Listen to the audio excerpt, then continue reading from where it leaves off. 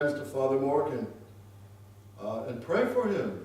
If he really makes a clear stand in tradition and Archbishop of Feb and rejects all the nonsense that's been going on, you have a you have a great shepherd. That would be very great for England, a great grace. And I pray he'll do that. And I pray he does it. I hope he will. I hope he will. But we're sick and tired of these games with the faith, and we should be. Archbishop Lefebvre was sick and tired of the games with the faith, with the Pope and modernist Rome, and he said, I've had enough. If Rome wants to talk again, from now on, make your statement clear. Do you accept Pius IX's syllabus of errors? Do you accept Pius X against modernism, Pascendi? Do you accept the kingship of Christ, of Quas Primas, and the whole list that Archbishop Lefebvre gives? If you don't accept this Catholic faith and doctrine and tradition, no discussion. No discussion. And that's what you, faithful, got to do to these priests who come, and sad to say bishops too, who come like wolves in sheep's clothing, and you don't know really where they stand. Where do they stand, and what do they mean? You should be able to say, look, Father, Your Excellency, we've had enough of these games. Do you stand with Archbishop Lefebvre or not? Do you stand with position he held or not? And I'm not saying that we are the Church of Archbishop Lefebvre.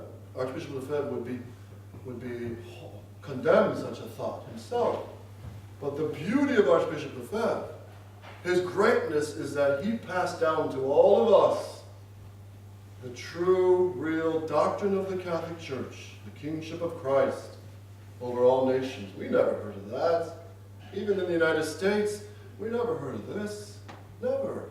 We had the great Bishop Sheen in the United States. He was a great bishop.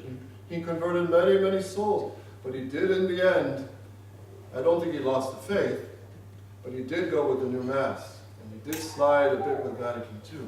But you know, even as great as Bishop Sheen was, he never spoke of the social reign of Jesus Christ over the United States. That the White House and the Supreme Court must support the laws of the Sacred Heart of Jesus. And his heart must be on our flag. I never heard that from him, even in his past talks. So Archbishop Lefebvre was a real grace for the world, because he passed down to us that dogma of the Catholic faith, the social kingship of Jesus Christ. And that's really the heart of the fight with Vatican II and modernism and the new Mass going on right now. Is Christ king or not? If he is, we adore him, and all the nations must adore him. If he's not, then So I urge you, pray for Father Morgan, pray for all these priests. Maybe there'll be more society priests making a move as the society slides more and more obviously into modernism and with the conciliar church. I'm sure more priests will wake up. And so you faithful, and this is recorded, so this goes not only to you in England, but all over the world. You faithful got to stand for the faith and say, look, do you stand with Archbishop Lefebvre or not? If you don't, well, then you're wasting your time. But if they are, pray for them. And it's hard. I know it's hard for a priest to make such a move, because they're basically cut off and thrown into the street, and they're just trashed. But big deal. That's nothing new. And that's no problem. So pray for your priests. Pray also that God give us a good bishop that will just stand in the line of Archbishop Lefebvre. And we've got to pray for this, just like we have to pray for a pope that will finally consecrate Russia, a good pope.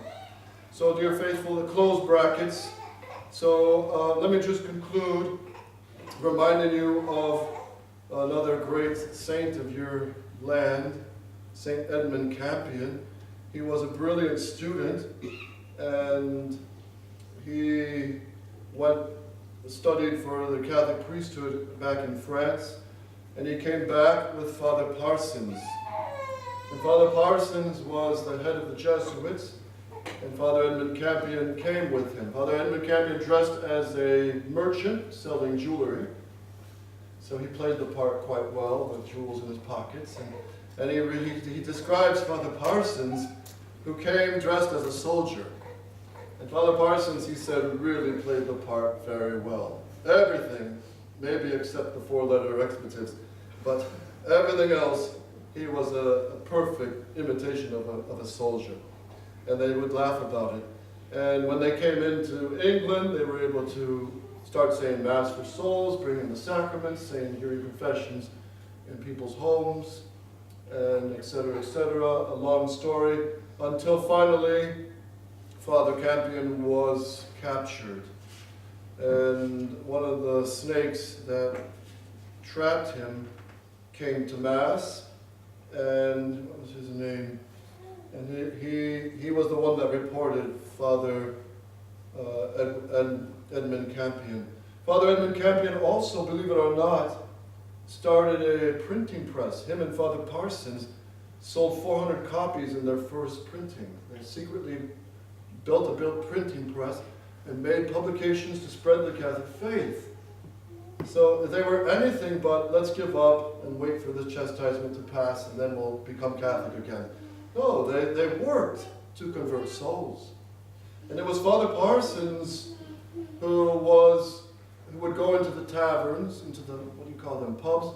He would go into the pubs, and in one case he would sit on the second floor, and when there was no Protestants around, they would open the top floor, move the boards, open the bottom floor, and move those boards, and while playing cards, drinking some Kentucky bourbon or something like that, and smoking cigars, he would stop and teach them catechism, because many of them were preparing to be converted and baptized in the Catholic faith. So that's how they would do it. And so if the Protestant police were seen coming up, they'd lay the boards quickly down, relight the cigars, and start passing the cards again. So it looked like just another day in the pub. So that's how the priests had to pull that off and reach souls. And when Father Campion was captured, he was in a priest's hiding hole. And they had checked and destroyed just about the whole house. And then finally, in the middle of the night, the drunken Protestants slept in the living room, and they heard some noise at night. And they went up and they pounded into the walls, and there they found the hiding spot with Father Campion and I think 6 others who were hiding in there. So they were arrested and they were tried, of course, and their death date was moved quickly because Queen Elizabeth wanted him gone. So they gave him many chances to, look, just abandon the Catholic faith. And even Queen Elizabeth said, look, I'll give you a high place in the Anglican Church. Just become Anglican. Recognize the Anglican Church. And of course, Father Campion refused. But notice, with all the martyrs, they always have this choice. St. Agnes to marry a dream husband, and vacations in the dream Greek islands, and riches, and they're all offered these things. And you are too. We're all offered this. You can have your parish, you can have a Latin Mass, but that's not, if it's not with the traditional Catholic faith, it's not the real thing. Remember at the French Revolution and England, they all said the Latin Mass. So anyway, let me just conclude with the description of Father Edmund Campion. The day dawned cold and raining. This was December 1st, in the year he was martyred. And God save you all, gentlemen, cried Campion as they left the London Tower. And then he shouted this, which I'm sure got under their skin. God bless you all and make you all good Catholics. Then he was thrown down and tied to the hurdle. The 2 younger men shared another. Each hurdle was tied to the tails of 2 horses dragged at full speed down Cheapside, under the Newgate, and then along Holborn. So remember what they call hurdles is boards that are tied to the back of the horse and they're dragged head near the ground to Tyburn. After this they came a mile of open country, then to Tyburn Tree. As they went under Newgate, St. Edmund Campion struggled to raise himself a little in order to salute the statue of Our Lady over the arch. Now and again the pitiful procession halted its pace. Then the martyr spoke cheerfully to the horrified crowds. And once a gentleman leaned down and gently wiped the mud from Campion's face. So notice the dispositions of Father Campion and other priests who were martyred with him on that day. They were overjoyed. They were really filled with the Holy Ghost. And they saw this martyrdom as a huge grace, and they're going to go straight to heaven. And you read that in the lives of many martyrs. They were happier than going to a wedding. So anxious was officialdom, the police, that no less than 3,000 horsemen had been gathered around the gallows, and an infinite number of souls. Just as the hurdles reached the place, the sun shone out. St. Edmund Campion was the first to mount the cart and to put the noose around his own neck. So as Christ embraced the cross, to the surprise of the Roman soldiers, so Campion, he didn't need to have anyone fight him. He just put the rope around his neck. He's going home. So he's ready. He began to speak. It was his right. He said, "We are made a spectacle unto the world, to angels and to men. We are fools for Christ's sake." But they prevented him and kept arguing out loud, saying, "Treason. If you esteem my religion treason, then am I guilty," he said.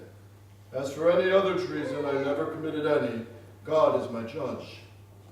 But a proclamation was read out in the Queen's name, a plan unparalleled before or after, stating that it was for treason, not religion, that these three men were being killed. So they lied. It was made a political death rather than for the faith, just like Father Pro in Mexico. They tried to make it political rather than for the faith. Again and again he was questioned and had to repeat the wearisome denials. Then St. Edmund Campion tried to pray. He used liturgical words in Latin. Someone shouted to him to pray in English. And he said, and his response was, "I will pray to God," said he, in a language we both well understand, the Catholic Latin. Still once more they harried him and told him to pray for Elizabeth. "Yes," he replied, "I do pray for Elizabeth, your queen and my queen, unto whom I wish a long, quiet reign with all prosperity." At these words they drew the cart away.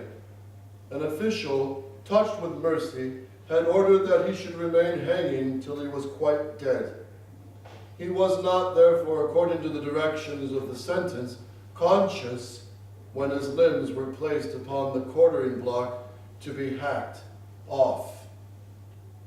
But as the executioner tossed his arms and legs into a cauldron for boiling in the boiling water, before they were shown on the spikes to all the people, some of the blood fell on the sleeve of a young and brilliant writer, Henry Walpole.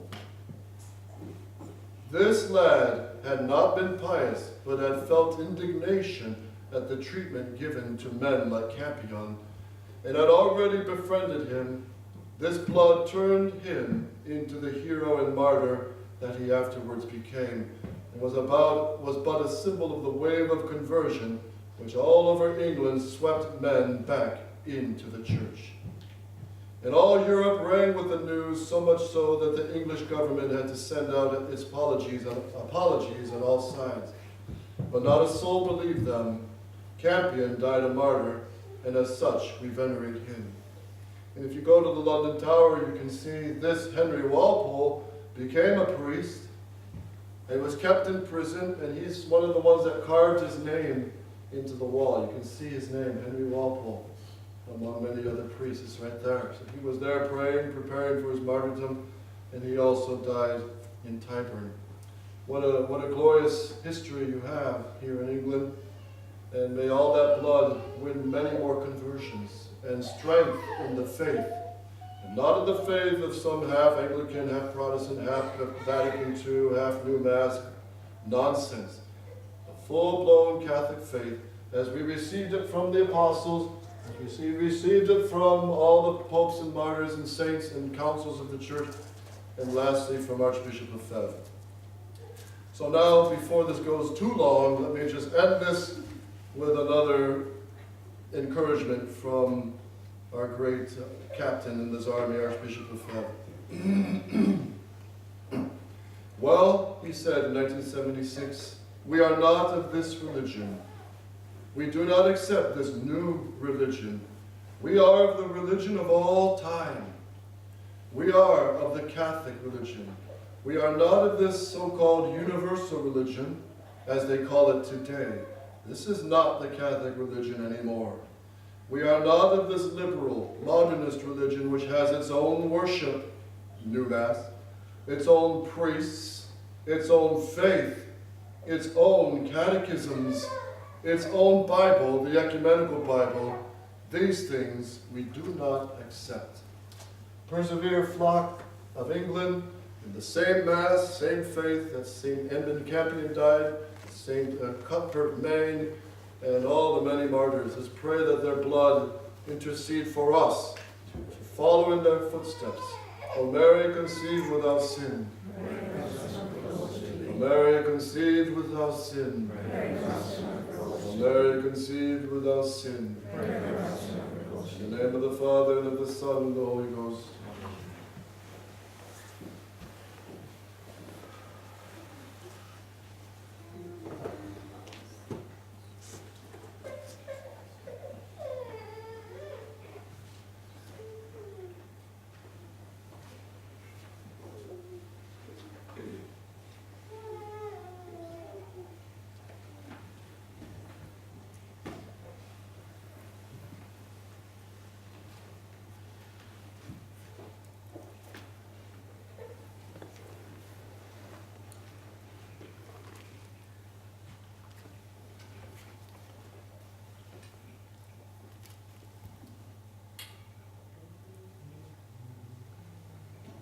Credo in unum Deo, Patrem omnipotentem, Patres Filii et Spiritus, et Spiritus Domini, et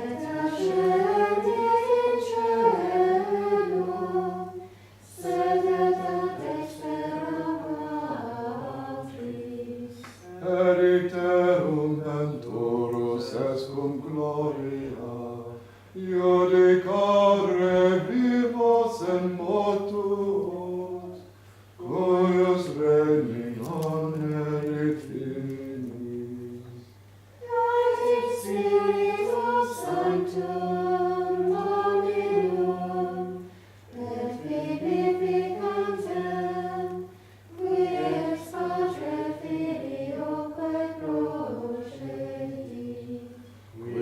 Padre et Filio, simo adoratur, et con glorificatur, qui locutus est per profeta. Et unam sanctam catholicam, et apostolicam ecclesiam, Confiteorum non baptisma, in remissionem peccatorum, et execto resurrectionem mortuorum, et vitam venturis seculi.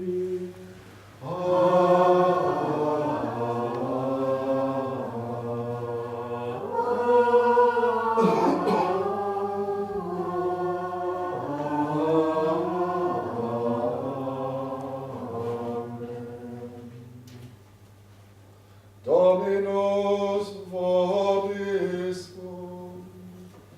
et cum spiritu tuum, oremus.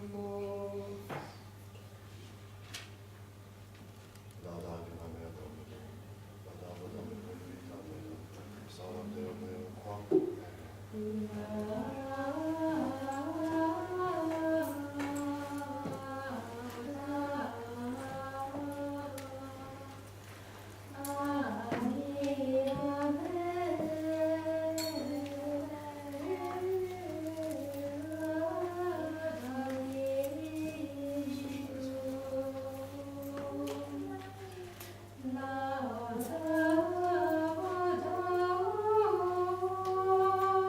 Domino.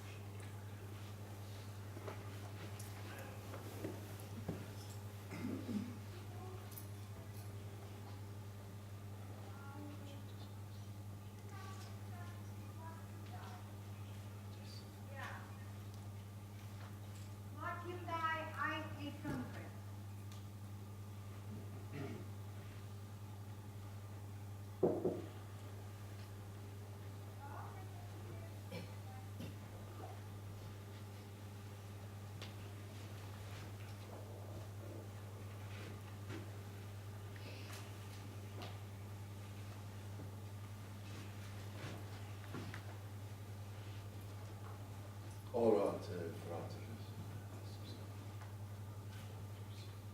omnipotentem.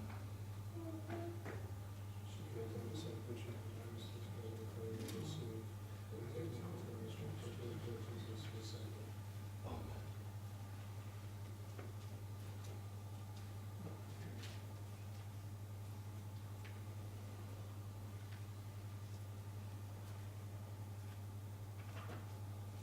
Omnia saecula saeculorum.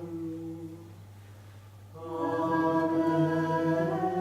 Dominus vobiscum. Et cum spiritu tuo. Suum Godat. Alleluia Dominum. Gratias agamus. Domino Deum nostrum. Dignum et justum Vere dignum et justum est tecum et salutare. Te quidem Domini omni tempore, sed in hoc potissimum gloriosius predicare, cum pasca nostrum immolatus est Christus. Ipsum verus est agnus, qui abstulit peccata mundi, qui mortem nostra moriendo destrusit, et vitam resurgendo reparavi. Et ideo cum angelis et archangelis, cum dronis et dominats